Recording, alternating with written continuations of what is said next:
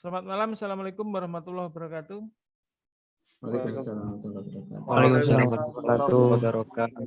Waalaikumsalam warahmatullahi wabarakatuh. Ya, Waalaikumsalam warahmatullahi tadi sudah disampaikan pengantar dari Pak Kamdi ya terkait dengan pelaksanaan praktikum.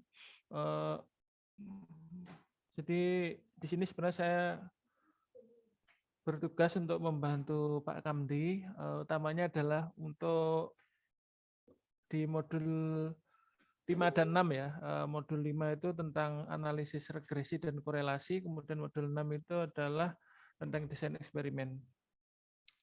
Nah, memang waktunya cukup mepet ini, seminggu ya, dan sebentar lagi mungkin masuk waktu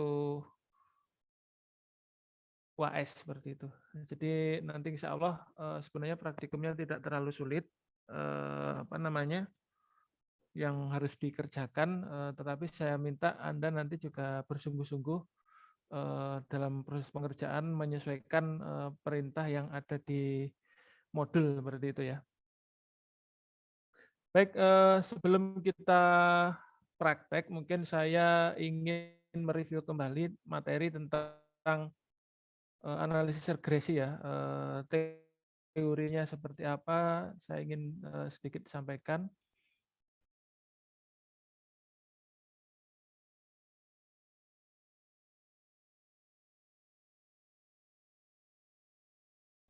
Jadi untuk materi praktikum modul 5 ini saya menggunakan buku referensi dari Pak Harinaldi, yaitu prinsip-prinsip statistik dan teknik statistik untuk teknik dan sains ya.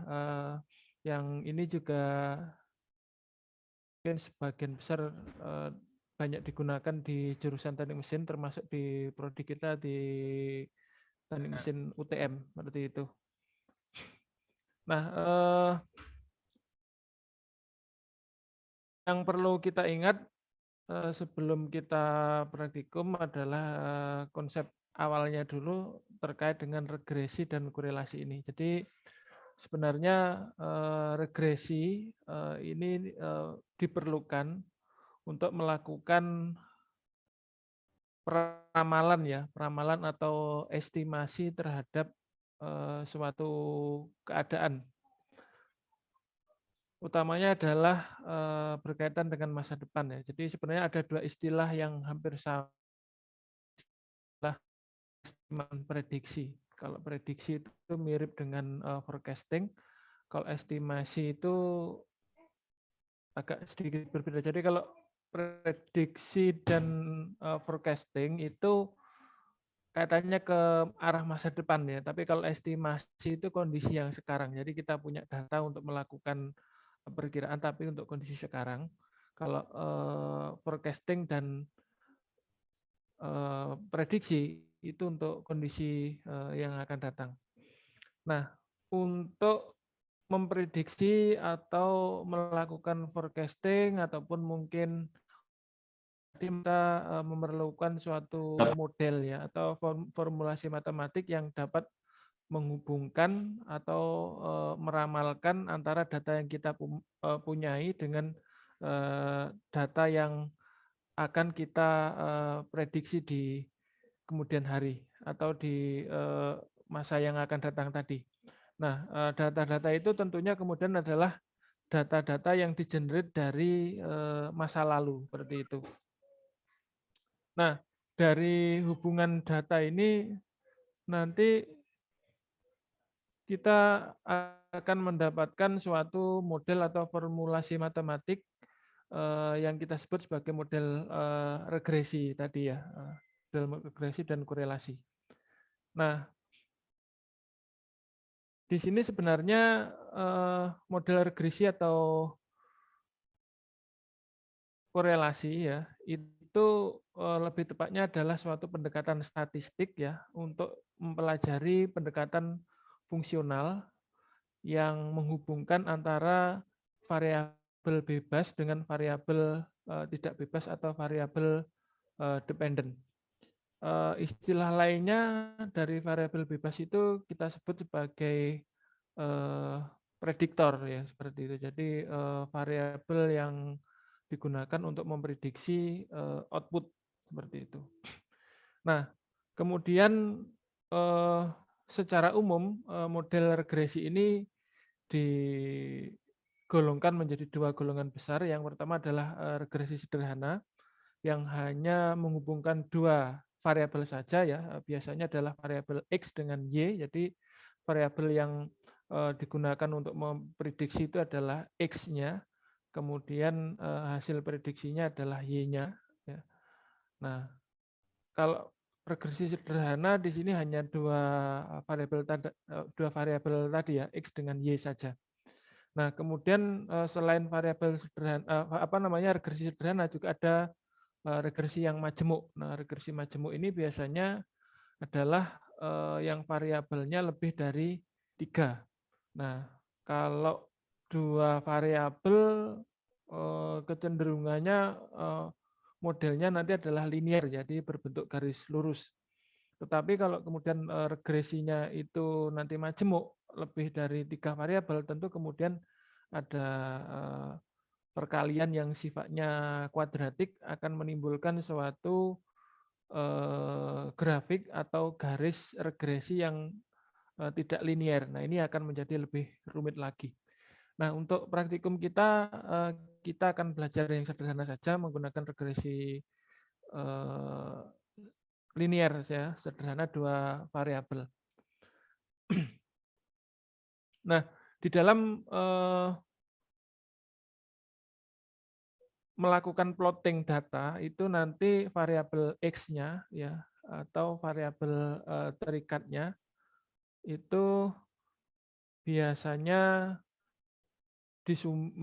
diplot di sumbu Y, kemudian variabel bebasnya nanti diplot pada sumbu X ya. Jadi prediktornya itu nanti diplot di sumbu X, variabel independennya.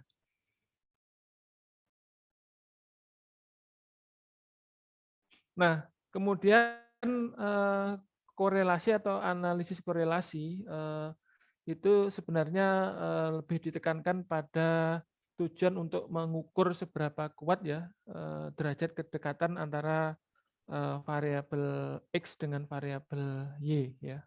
Jadi itu yang membedakan antara korelasi dengan regresi.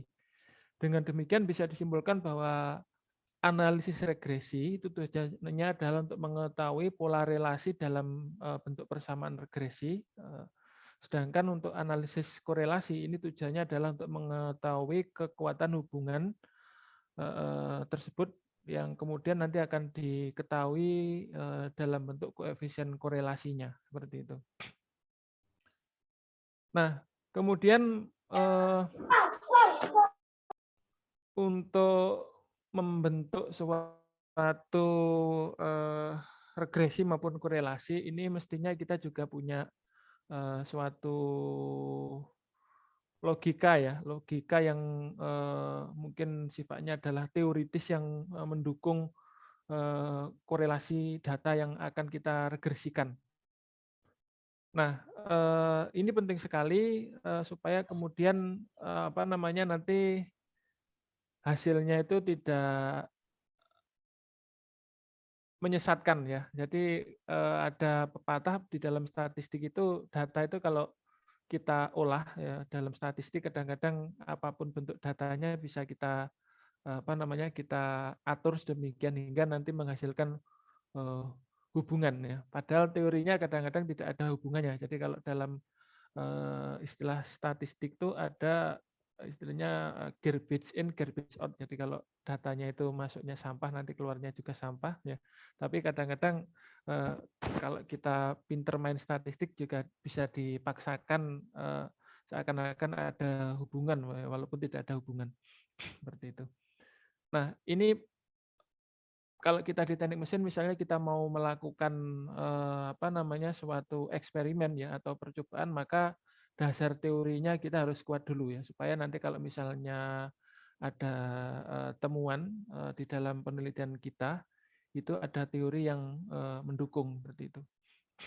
Nah, beberapa kemungkinan yang bisa mendukung adanya logika relasi tadi, misalnya adalah hubungan sebab akibat ya. Misalnya di sini dicontohkan adalah kenaikan temperatur dengan kecepatan reaksi kimia, kemudian juga hubungan antara peningkatan hubungan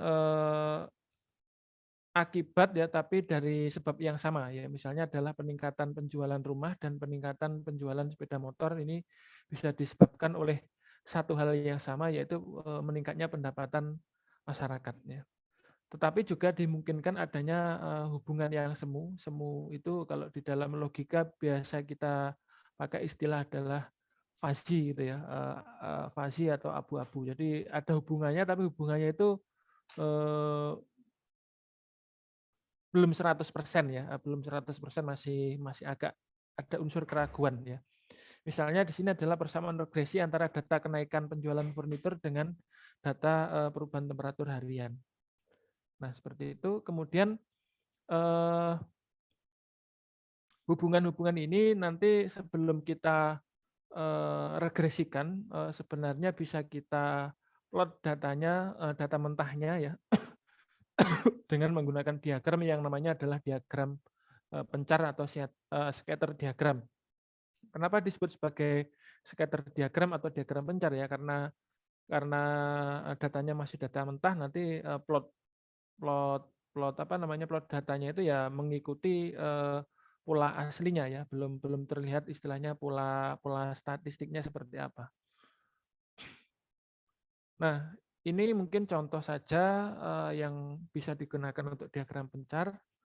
Kemudian hasilnya seperti ini ya. Jadi ini masih berupa data mentah, jadi garis regresinya belum kelihatan seperti itu. Tetapi sekilas ini kalau kita punya insting statistik, ini adalah nantinya kalau kita regresikan akan menghasilkan model yang linier ya seperti itu. Jadi trennya kelihatan. Nah, kemudian kalau kita bicara pendekatan regresi mana yang terbaik ya, itu biasanya kita menggunakan estimasinya adalah berdasarkan metode jumlah kuadrat terkecil atau bisa disingkat dengan least square method, yang di situ mempertimbangkan adanya kuadrat kesalahan yang seminimum mungkin. Jadi errornya dikuadratkan supaya menghasilkan tren ya yang terbaik nantinya. Nah, diagram pencar ini nanti tentu kemudian akan menghasilkan pola-pola misalnya linier, baik itu linier positif maupun negatif, kemudian ada kurva linier dan parabolik ya seperti itu, ataupun mungkin memang datanya betul-betul tidak menentu ya, atau acak seperti itu. Nah, kemudian ini adalah persamaan umum dari analisis regresi sederhana.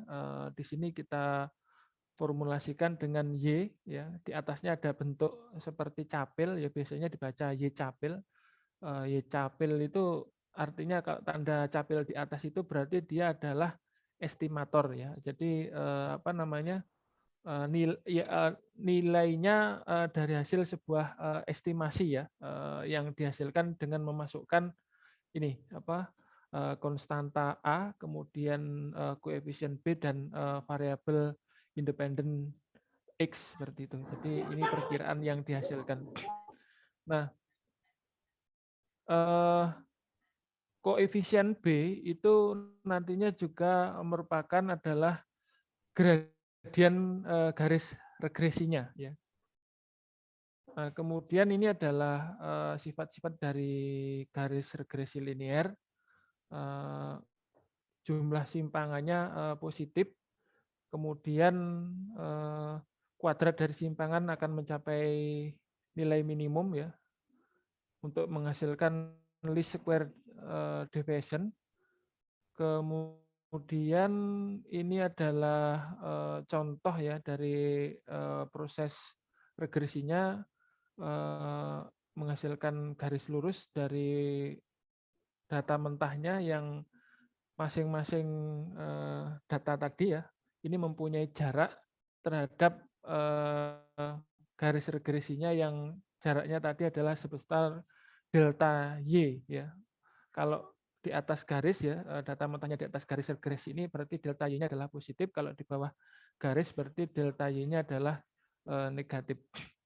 Kemudian ini cara mencari ya persamaan terutama adalah untuk mencari konstanta A dan mencari koefisien B ya dengan persamaan garis regresi. Nah, kalau sudah ketemu formulasinya seperti ini, sebenarnya nanti proses regresi itu bisa kita lakukan dengan menggunakan perangkat lunak Microsoft Excel ya, seperti itu. Tapi kalau kita mau lebih mudah lagi ya langsung kita gunakan dengan Minitab ya, seperti itu. Nah, di sini N-nya adalah jumlah data ya, jumlah data. Kemudian ada X bar adalah rata-rata dari variabel X-nya. Kemudian Y bar adalah rata-rata dari variabel Y-nya. Nah, ini contohnya. Kemudian ini cara menghitung ya standar error estimasinya, di mana standar error estimasi ini berfungsi untuk mengetahui seberapa besar derajat ketergantungan atau dependability dari hasil perkiraan tersebut, seperti itu. Nah, standar errornya bisa kita cari dengan formulasi seperti ini. Contohnya, kemudian ada uji relasi dan interval prediksi menggunakan uji T. Kemudian ini untuk menghitung rasio uji dan pengambilan statistik. Kemudian juga bisa dilanjutkan dengan uji ANOVA seperti itu. Nah, nanti kita akan praktek ini ya, sederhana saja menggunakan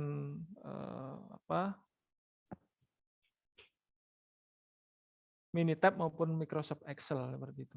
Nanti yang Excel-nya mungkin ada yang mencoba di rumah ya untuk proses pengerjaannya, nanti dibandingkan hasilnya dengan Minitab. Kalau hasilnya sama berarti Excel-nya sudah betul seperti itu ya.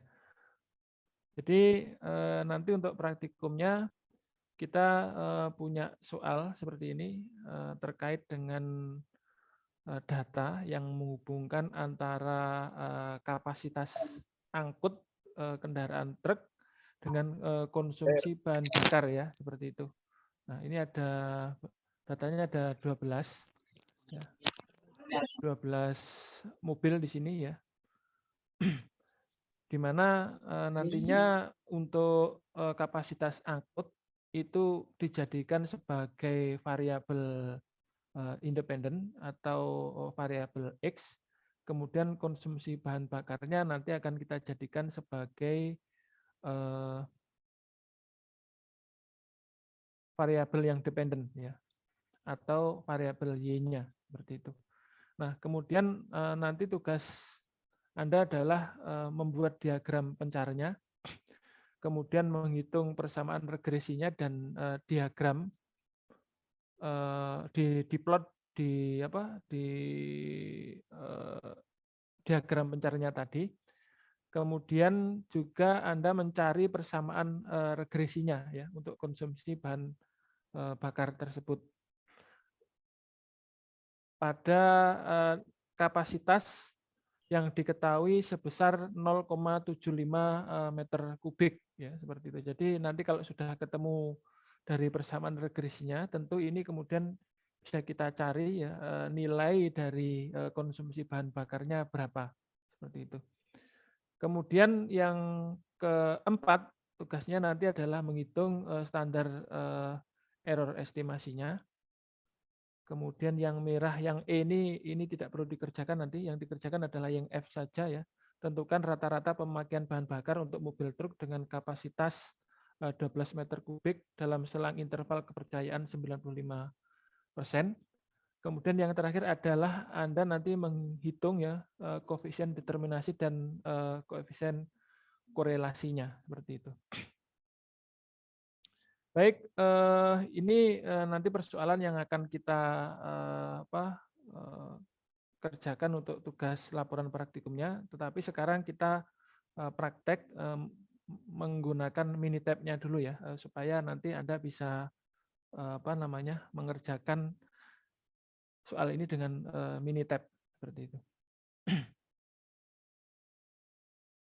Nah, untuk contoh kasusnya ini sekarang kita akan gunakan yaitu data yang berkaitan dengan karbon monoksida dan nikotin ya. Jadi nikotin itu mungkin salah satu kandungan yang ada di tembakau atau rokok ya. Kemudian karbon monoksida adalah salah satu gas yang dihasilkan dari hasil pembakaran nikotinnya seperti itu. Nah, artinya di sini kita bisa menyebut bahwa nikotin itu adalah variabel independennya, kemudian karbon monoksida adalah variabel dependennya. Variabel independen tadi dinotasikan dengan X, variabel dependennya dinotasikan dengan Y seperti itu. Nah, apa yang kita lakukan kalau kita sudah punya data seperti ini, kita masuk ke Minitab ya. Kita masuk ke Minitab-nya. Nah, ini biasanya kalau di dalam Minitab kita bentar.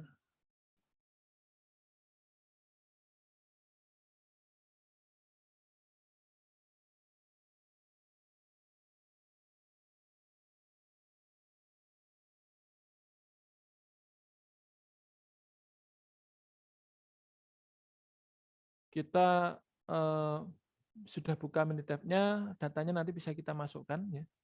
File new ya. Kemudian worksheet sini ya. Kemudian nanti dari Excel-nya tadi bisa kita masukkan di sini, kita copy paste juga bisa seperti itu. Nah, setelah itu ini misalnya kita masukkan ya.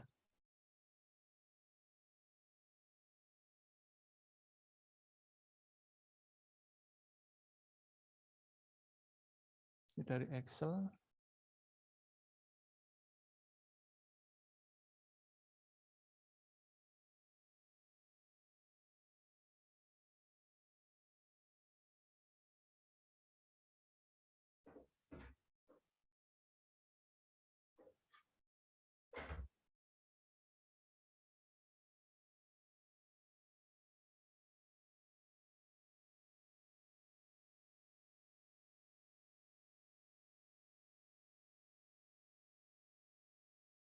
Kemudian tabelnya juga kita kasih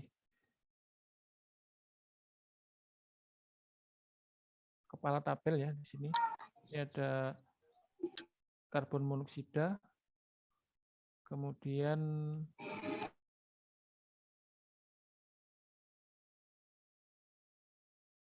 nikotin ya.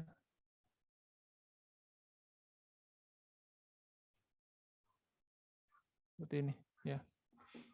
Nah, kemudian setelah itu kita masuk ke start ya. Start, kemudian klik di sini adalah regression ya, regression. Kemudian setelah masuk regression kita klik di fit line plot ya. Kemudian ini karena tadi sudah saya masukkan, ini biasanya kosong ya, ini biasanya kosong. Nah, kalau kita mau masukkan misalnya adalah karbon monoksidanya tadi sebagai variabel respon atau variabel dependent ya, maka di bagian karbon monoksida ini kita klik 2 kali, nanti akan masuk ke kita klik di kursornya kita taruh di sini dulu. Kemudian nanti kita klik 2 kali pada karbon monoksidanya, dia akan masuk ke kotak itu ya. Nah, seperti ini ya. Begitu juga untuk nikotinnya nanti juga akan kita klik 2 kali akan masuk di kotak prediktornya ya. Kalau sudah di oke ya seperti itu. Nah, tapi ini juga bisa kita pilih nanti apakah modelnya yang kita kehendaki adalah model linear, kuadratik atau mungkin kubikel ya. Jadi kalau linear berarti pangkatnya hanya 1, kalau kuadratik berarti nanti modelnya itu pangkat tertingginya adalah 2. Kalau kubikel berarti persamaan regresinya itu pangkatnya yang tertinggi adalah pangkat 3 seperti itu. Nah, kalau sudah kita oke ya. Oh ini.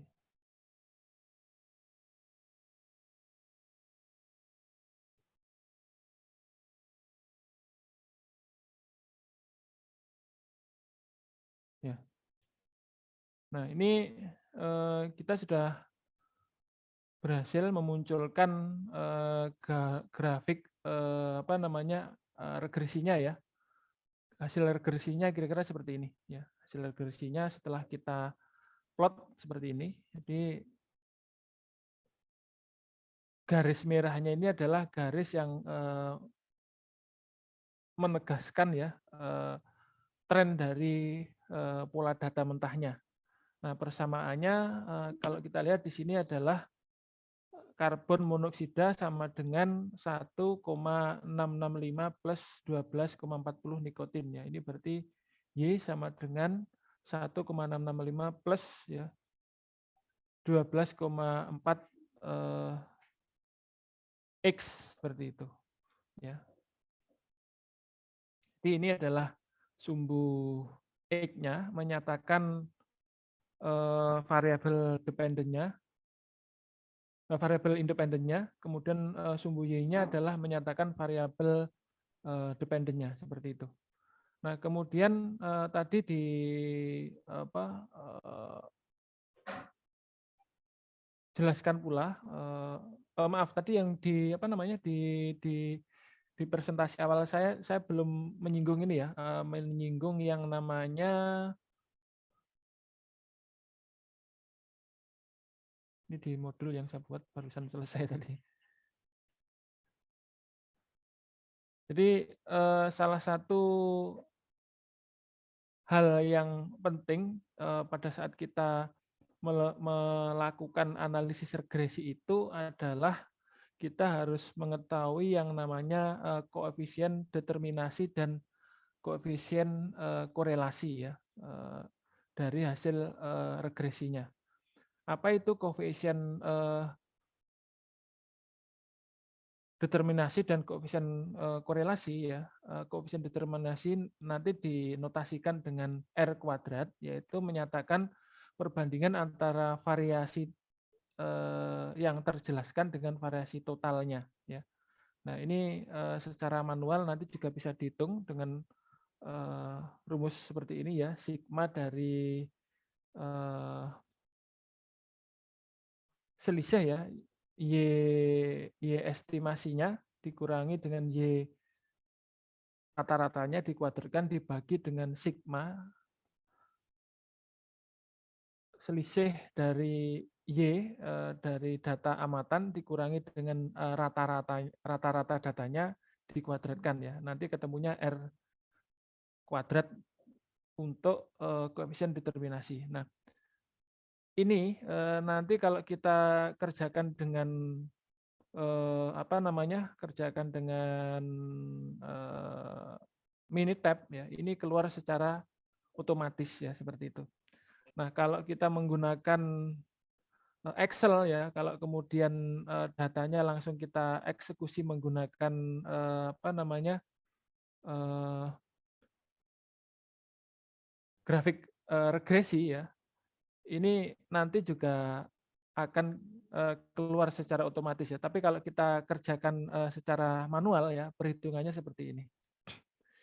Nah, kemudian dari koefisien determinasi ini ya, apa yang bisa kita simpulkan nantinya yaitu kita berpatokan bahwa apabila nilai standarnya itu adalah 0 sampai 1, di mana 0 itu menyatakan tidak ada relasi ya, tidak ada hubungan, dan 1 itu adalah hubungannya sempurna ya. Maka angka-angka nanti yang dihasilkan 0, sekian-sekian yang mendekati 1 itu adalah berarti grafik regresinya itu yang terbaik seperti itu ya. Jadi kalau angkanya mendekati 1 berarti hampir sempurna. Tapi kalau kemudian angkanya itu mendekati 0 ya, grafiknya kurang sempurna, artinya hubungan itu diragukan ya. Nah, kemudian dari koefisien determinasi nanti juga kita dapatkan koefisien korelasi ya, koefisien korelasi yang persamaannya adalah dari koefisien determinasi tadi diakarkan plus minus ya. Nah, tandanya R-nya nanti akan positif jika B-nya positif. B itu adalah koefisien dari regresinya. Kemudian R juga akan negatif jika B-nya negatif, koefisien regresinya juga negatif. Nah, dengan demikian nanti nilai R itu akan berkisar antara -1 dan sampai +1 seperti itu ya. Nah, kalau +1 berarti hubungannya itu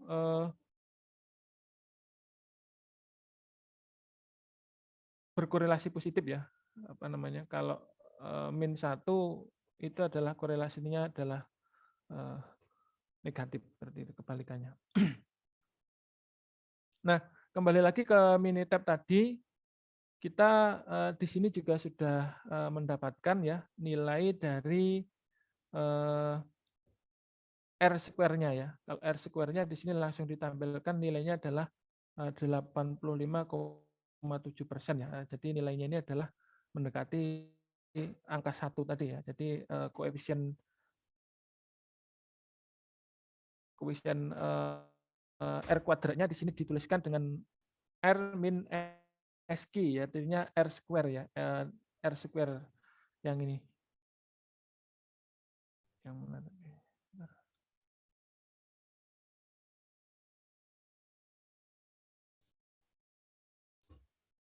R square yang ini ya. Jadi di Minitabnya ditulis RSQ ya. SQ itu artinya square.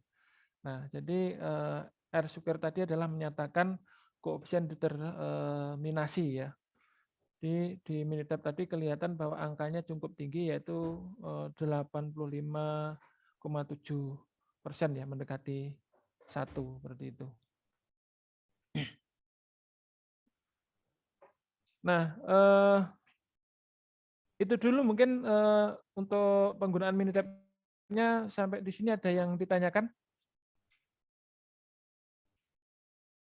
Silakan kalau ada yang ditanyakan.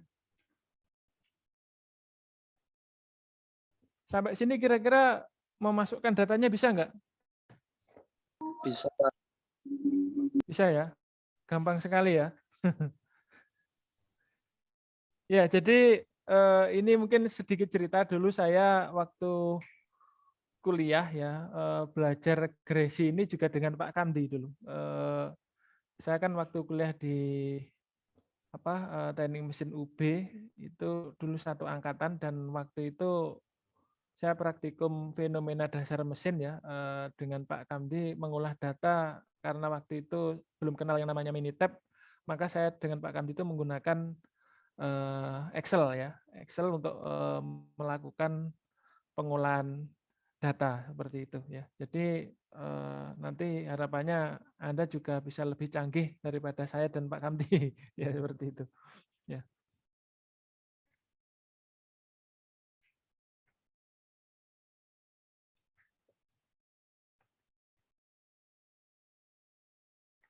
Nah, kemudian untuk laporannya nanti apa itu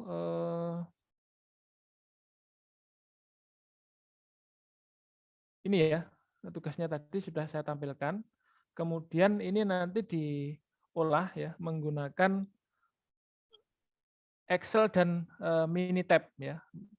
Diolah menggunakan Excel dan Minitab. Kalau Excel berarti agak semi manual ya. Tapi kalau Minitab otomatis, jadi datanya nanti langsung muncul, juga grafiknya langsung muncul. Nah, kemudian ini apa yang harus dituliskan di dalam laporannya nanti adalah yang pertama adalah Anda menggambar diagram pencarinya ya, berarti ini adalah data mentahnya. Data mentahnya berarti nanti ini gambarnya pakai apa kira-kira? Halo. Dengan tab, Pak. Ya? Dengan Minitab. Ya, kalau Minitab nanti langsung keluar ininya, langsung keluar bisa keluar regresinya kalau dipencet regresinya. Ini saran saya nanti digambar dulu pakai Excel saja ya. Pakai Excel ya.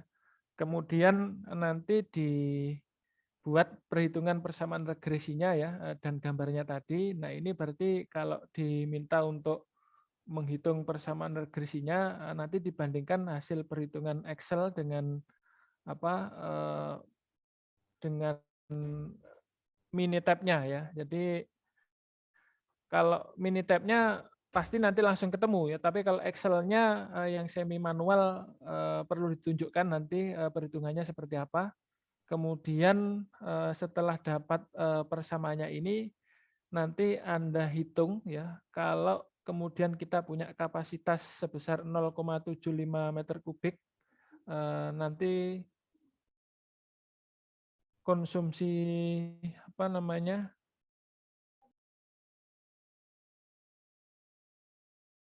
maaf ini yang di nomor 3 ini yang diminta untuk memprediksi konsumsi bakarnya ya dengan kapasitas angkut 0,75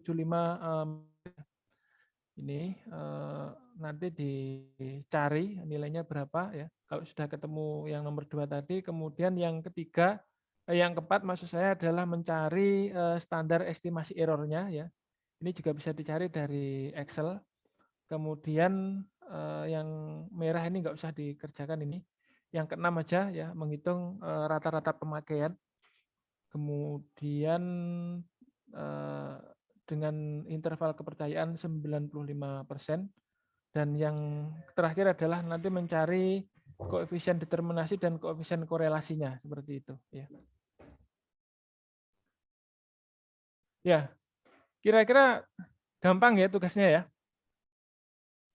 Mohon maaf Bapak, mungkin di setiap poin bisa dikasih keterangan pengerjaannya di Excel dan Minitab seperti itu, Pak.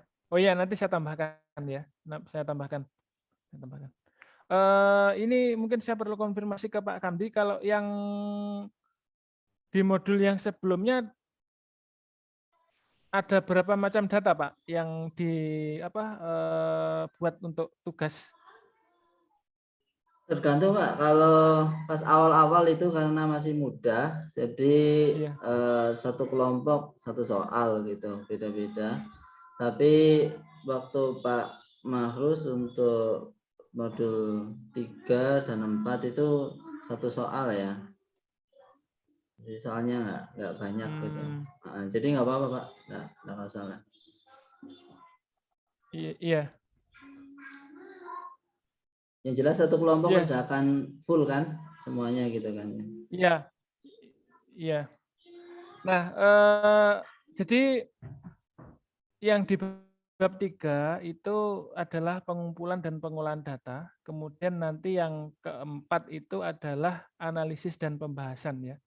Analisis pembahasan itu berarti kita nanti juga memberikan komentar atau interpretasi dari output dari data yang sudah kita olah menggunakan Minitab dan Excel tadi seperti itu ya. Kemudian yang terakhir nanti dikasih kesimpulan. Ini formatnya sama nggak Pak Kamdi dengan yang Pak Kamdi buat modulnya? Oh, saya beda. Nah, kalau kalau untuk modul kemarin hanya ngerjakan soal aja Pak gitu. Tapi kalau mau mengerjakan soal ditambahin, aja. Oh, ya. ya ditambahin soal termasuk analisis ya, pembahasan itu ya. Masih soal aja. Kalau pendahuluannya di sebelumnya nggak ada sih. Nggak ada ya? Nggak ada ya. Oh, Nanti ya. mungkin Ya sudah, berarti nanti ya bisa di laporan akhir nanti per modul itu kalau mau ditambahkan ada sedikit tinjauan pustaka atau pendahuluan juga bisa. Tapi nanti kita belum tentukan Pak untuk format laporan akhirnya. Untuk modul ini sementara anak-anak ini ngerjakan soalnya aja Pak, pembahasan.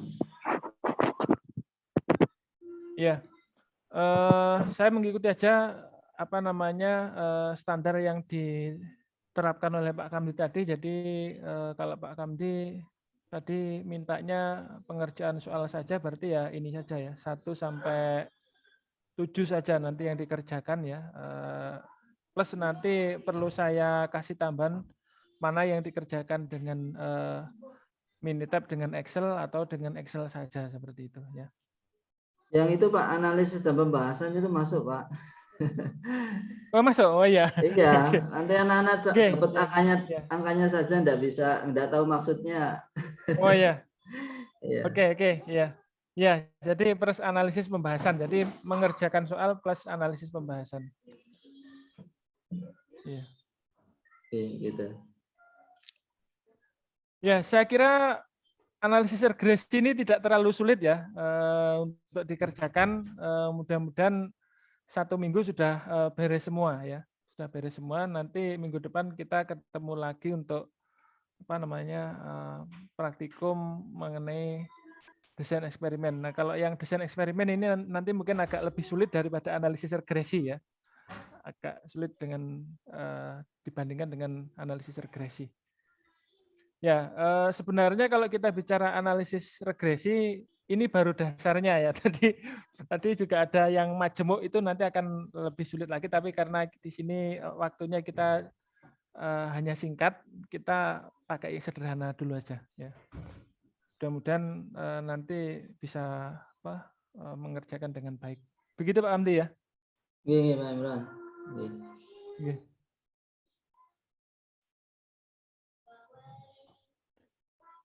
Silakan kalau ada pertanyaan.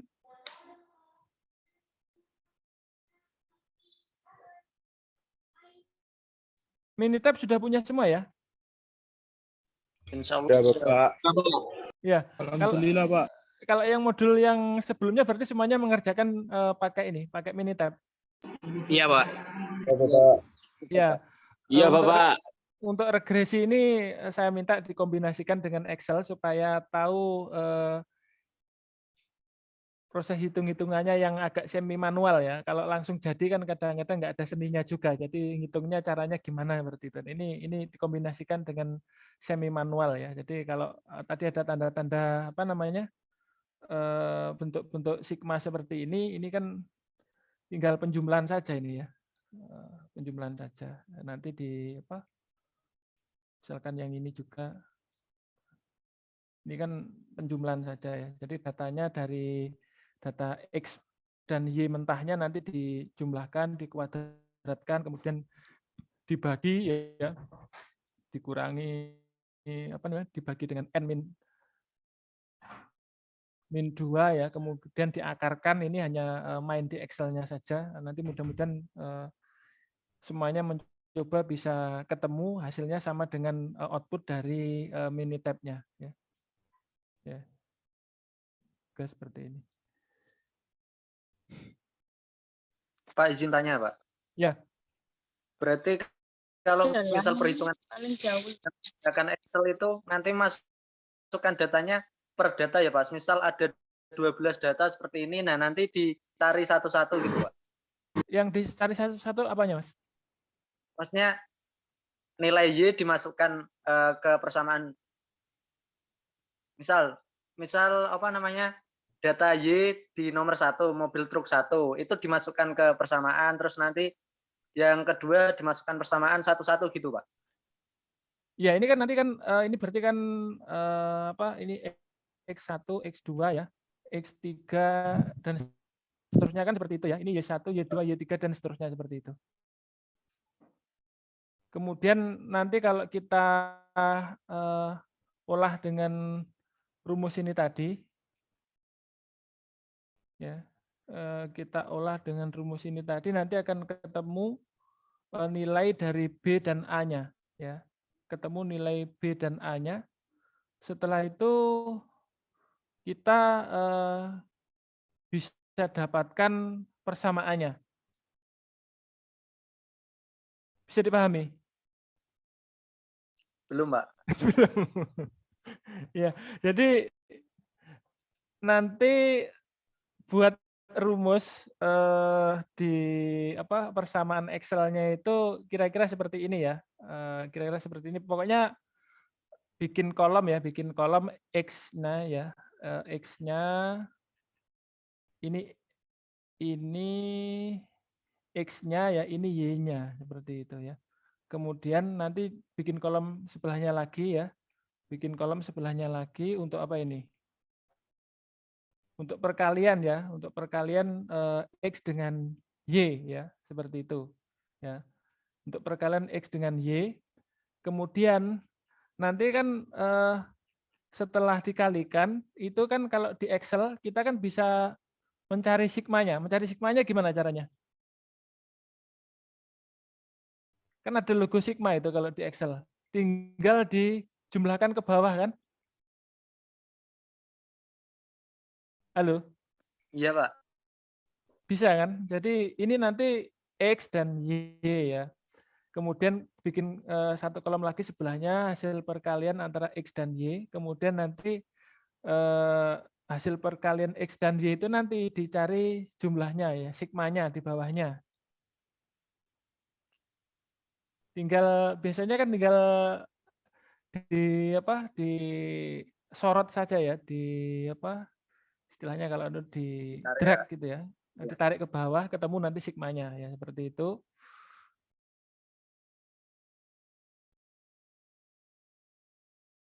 Ketemu sigmanya, kemudian nanti ya ini permainan biasa lah, ini nanti dikurangi, kemudian dikurangi dari sigma X-nya dikalikan sigma Y-nya ya. Jadi ini nanti juga bisa kita jumlahkan ke bawah kan, ketemu sigma X dan ketemu sigma Y seperti itu. Berarti nanti B itu ditaruh di kolom selanjutnya lagi ya, Pak? Kolom sampingnya yang perkalian X sama Y. Yang mana? Yang putus-putus Mas, yang mana maksudnya? Yang hasil pencarian B itu loh, Pak. Nilai B sama A. Oh iya, bisa nanti bisa. Ya, seperti itu. Ya, kemudian nanti juga bisa kita cari rata-ratanya juga ya. Nyari rata-ratanya kan kalau pakai Excel kan gampang itu. Ya, ini kalau ini pakai rumus rata-rata. Gimana Mas Zoom? Kalau sudah ketemu B-nya ya, dicari B-nya dulu baru kita mencari A-nya ya. Kemudian kita mencari rata-rata dari Y-nya dan rata-rata dari X-nya, B-nya dimasukkan, ketemu A-nya ya, ketemu A-nya. Ya, seperti itu.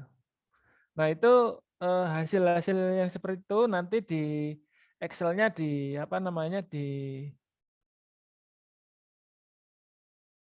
screenshot ya, di screenshot kemudian di copy paste di laporannya ya.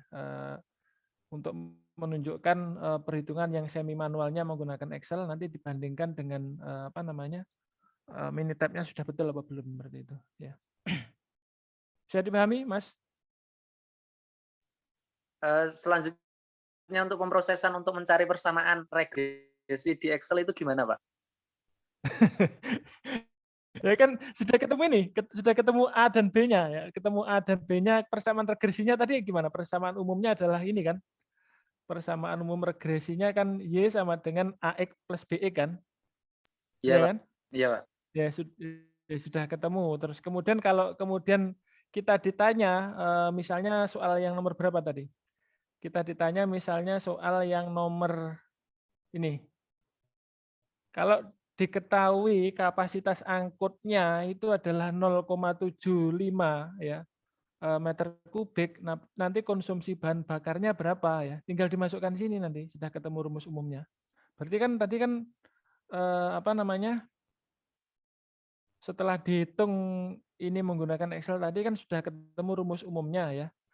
Berarti X-nya kita masukkan yang angka tadi, nanti otomatis ketemu Y-nya di sini, gampang sekali ya. Gampang sekali seperti itu ya. Ya, kemudian tadi mencari ini ya juga, ini permainan Excel juga ya. Mencari standar error estimasinya ya, seperti itu ya. Ya.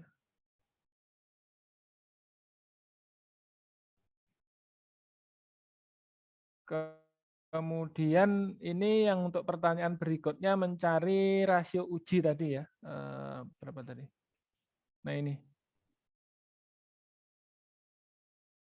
Itu yang nomor 6 ya, maksud saya. Yang nomor 6. Kemudian yang nomor 7 juga bisa dicari secara manual menggunakan Excel. Rumusnya sudah ada di sini. Seperti itu. Ya, itu jadi saya kira nggak terlalu sulit, hanya menghitung Excel dengan Minitab. Kalau Minitabnya otomatis sudah keluar dengan sendirinya, tapi kalau Excelnya kita mungkin agak perlu berpikir sedikit ya, seperti itu untuk membangun persamaannya di software Excelnya seperti itu.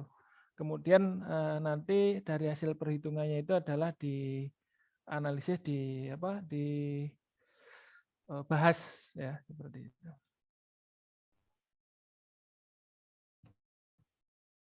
Bisa dipahami penjelasan saya?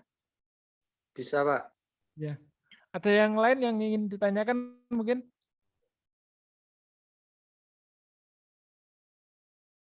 Silakan kalau ada pertanyaan.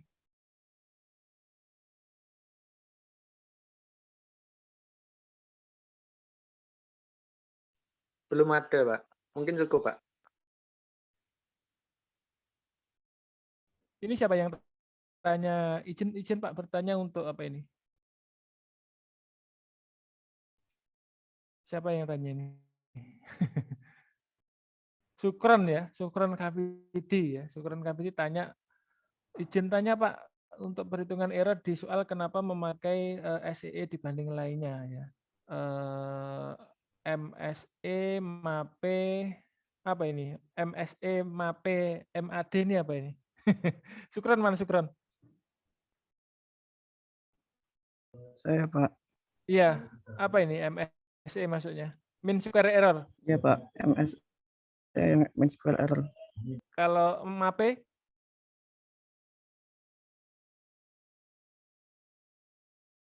Kalau MAPE apa?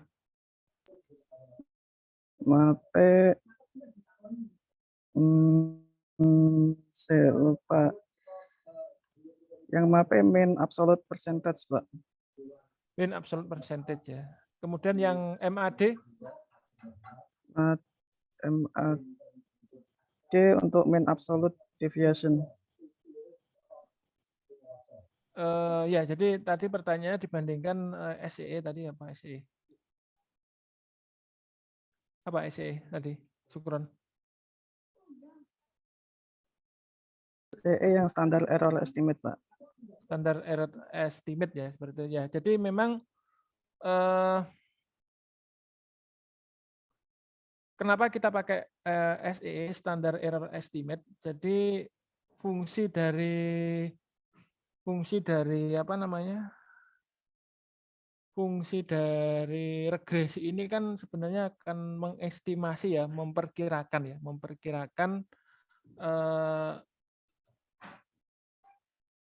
data ya, data yang akan datang ya, dengan data yang sudah kita punyai seperti itu.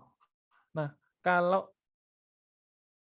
pola datanya tidak terlalu rumit ya, memang kita lebih mudah ya menggunakan SEE itu tadi. Tapi kalau kemudian pola datanya lebih rumit ya, itu kita bisa menggunakan ini yang MSE, MAPE, dan MAD, dan seterusnya. Nah, ini mungkin saya contohkan saja kalau data yang rumit itu data seperti apa. Kalau di teknik industri ya, biasanya itu ada namanya peramalan ya, peramalan demand. peramalan demand atau permintaan produk ya, itu selama 1 tahun itu pola datanya tidak mungkin pola datanya itu diregresikan secara linear ya. Jadi pola datanya dia akan naik turun ya.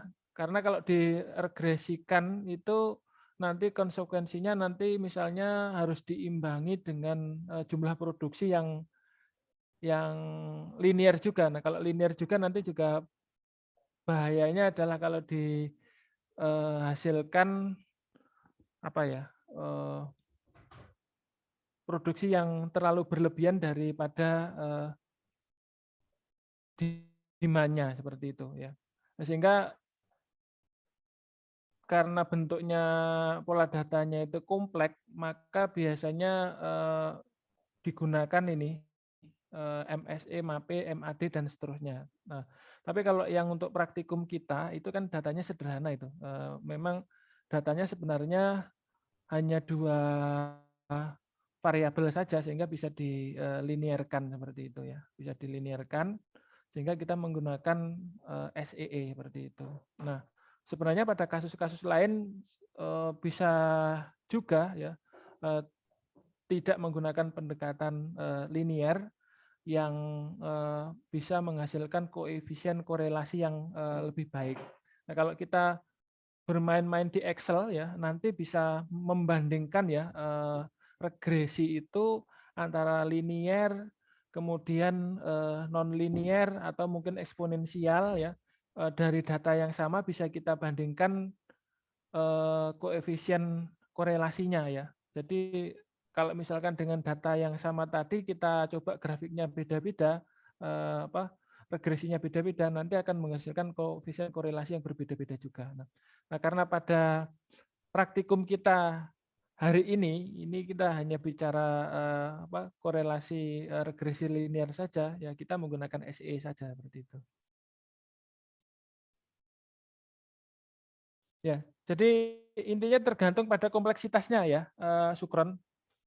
Tergantung pada kompleksitasnya. Kalau non-linear mungkin kita bisa mempertimbangkan pakai MSE, MAPE, MAD, dan seterusnya. Sukron. Bisa dipahami? Iya, Pak. Terima kasih, Pak. Ya.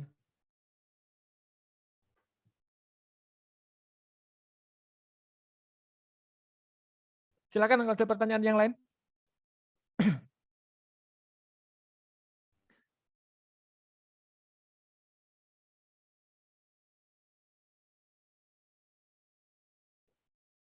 Ini yang hadir berapa orang ini? 146. Harusnya berapa Pak Amdi yang hadir? Harusnya 211 apa ya? Saya lupa. Kalau nggak salah 211. Berarti Iya, ini banyak.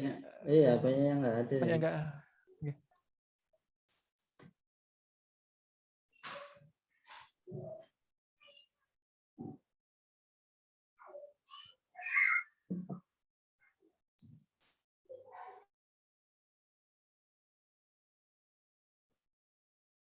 Ada pertanyaan?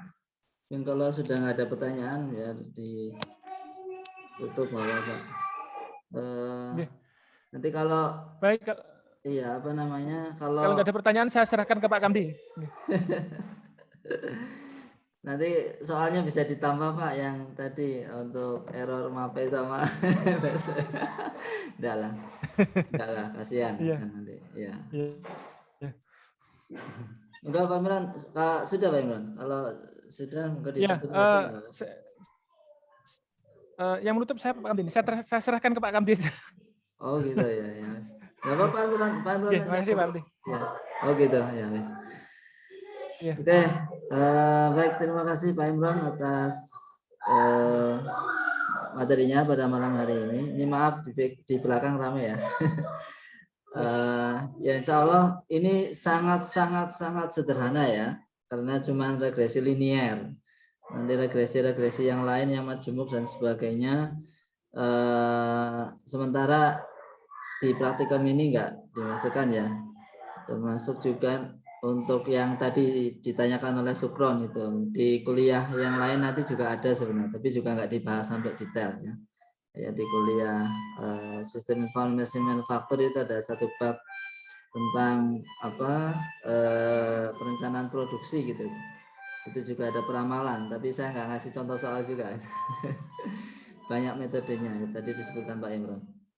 Oke. Baik, terima kasih atas kehadiran semuanya. Terima kasih sekali lagi Pak Imron. Insya Allah kita akan lanjutkan pada pekan depan. Jadwalnya sama nggih Pak Imron? Jumat malam? Iya, Jumat malam aja Pak Amdi. Oke, insya Allah. Sama jadwalnya untuk modul yang terakhir yang ke-6. Untuk DOE ini agak kompleks ya. Jadi nanti diperhatikan betul ya. Insya Allah nanti hasil yang disampaikan Pak Imron malam ini akan saya upload di link YouTube ya, insya Allah, biar kalau ada yang perlu disimak lagi bisa diputar.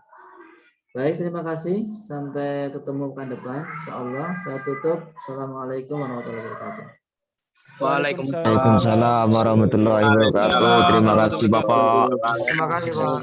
Waalaikumsalam warahmatullahi wabarakatuh. Menurut Pak Imron, Oke, sama-sama, saya tutup Amdi. ya. Oke, sama-sama. Ya Pak.